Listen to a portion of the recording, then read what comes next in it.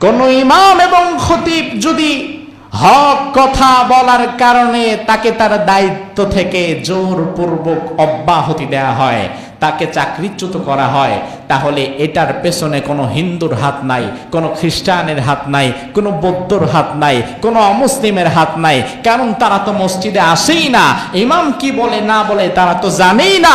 ইমামের চাকরি যদি অন্যায়ভাবে যায়, সেটা যায় শুধুমাত্র মসজিদের কিছু মুনাফিক মুসল্লির কারণে।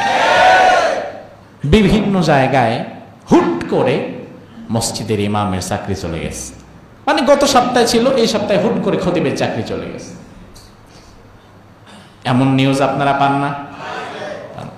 অপরাধ হচ্ছে ইমাম সাহেব চুরি করছে, তাইলে ডাকাতি করছে, তাইলে 100 কোটি টাকা পাচার করছে। কি কারণে? বিশ্বাস করেন, বাংলাদেশি ইমাম এবং খতিবদের মতো নির্যাতিত আর হয়তো কেউ নাই। এবং বাংলাদেশের অধিকাংশ মসজিদের চিত্রটা এমন, সেখানে আপনি অন্যায়ের বিরুদ্ধে বজ্র কণ্ঠে প্রতিবাদ করতে পারবেন না, যার ফলে ইমাম সাহেবের অন্যায়ের বিরুদ্ধে কথা বলতে পারে না। যদি কখনো বলে ফেলে, তখন দেখা যায় তার চাকরিটা আর থাকে না। ইমাম সাহেব কি বলল, খতিব সাহেব কি বলল, সেই সকল কথাগুলা গিয়া এক শ্রেণীর মানুষ আছে বাহিরে গিয়ে এগুলা লাগায়, আছে না নাই? আমরা এগুলা দেখেছি ভাই, অবাক হয়ে যাই। আপনি ভালো করে বুঝবেন, মসজিদে ইমাম কি বলে, খতিব কি বলে, থানাওয়ালারা যারা আছে দায়িত্বে, তারা প্রত্যেক জমায় মসজিদে এসে বৈশা শুনে? কথা কয় না। তাইলে তাদের কান পর্যন্ত নেওয়ার জন্য নিশ্চয়ই কিছু দুরাচার মুনাফিক তৈরি হয়ে গেছে। এই কথাগুলো তাদের ভালো লাগে না, গিয়ে সেই পর্যন্ত পৌঁছে দেয়। এজন্য আপনাদেরকে একটা থিওরি বলে দিই, সারা জীবন থিওরিটা মনে রাখবেন।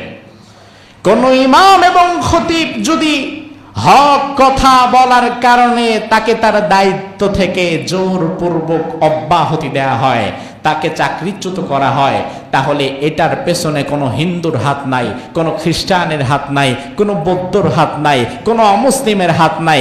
কারণ তারা তো মসজিদে আসেই না, ইমাম কি বলে না বলে তারা তো জানেই না। ইমামের চাকরি যদি অন্যায়ভাবে যায়, সেটা যায় শুধুমাত্র মসজিদের কিছু মুনাফিক মুসল্লির কারণে। বরং মুসল্লিদেরকে এমন একটা প্ল্যাটফর্মে একতাবদ্ধ হতে হবে, যদি আমার মসজিদের ইমাম, আমার মসজিদের খতিবকে অন্যায়ভাবে হক কথা বলার কারণে কেউ যদি জোরপূর্বক এখান থেকে অপসারণ করতে আসে, সকল মুসল্লি একতাবদ্ধ হয়ে সে সকল জালিমদের জুলুমের হাতকে ভেঙে দিতে হবে। এমন যদি করতে পারেন, তাহলে দেখবেন বাংলাদেশের প্রতিটা মসজিদ থেকে ইমাম এবং খতিবের হক কথা বলতে পারবে, ঠিক কিনা? সে আল্লাহ বলছেন, বান্দা ইয়া আইয়ুহাল্লাযীনা আমানুত্তাকুল্লাহ, ও ঈমানদারেরা তোমরা আমি আল্লাহকে ভয় করো, ওয়া কুনু মাস সাদিকিন, আর যারা সত্য বলে, সঠিক বলে, যারা হক কথা বলে, তোমরা তাদের সাথে থাকো। কে বলছেন? আল্লাহ যখন কোনো অর্ডার দেয়, সেটা মানা সুন্নত, নফল না ফরজ? অবশ্যই ফরজ।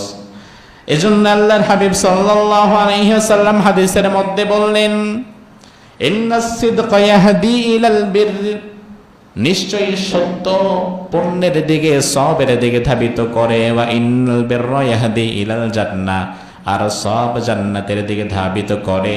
ওয়া ইন্নার রাজুলা লা ইয়াসদুকু হাত্তা ইয়াকুনা সিদ্দিকান, একজন মানুষ সে যদি সত্য বলে, সত্য কথা বলে, সত্য পথে চলে, সত্যকে গ্রহণ করে নেয়, হাত্তা ইয়াকুনা সিদ্দিকান, তাহলে ওই মানুষটা আল্লাহর খাতায় সত্যবাদী হিসাবে লিখিত হয়ে যায়।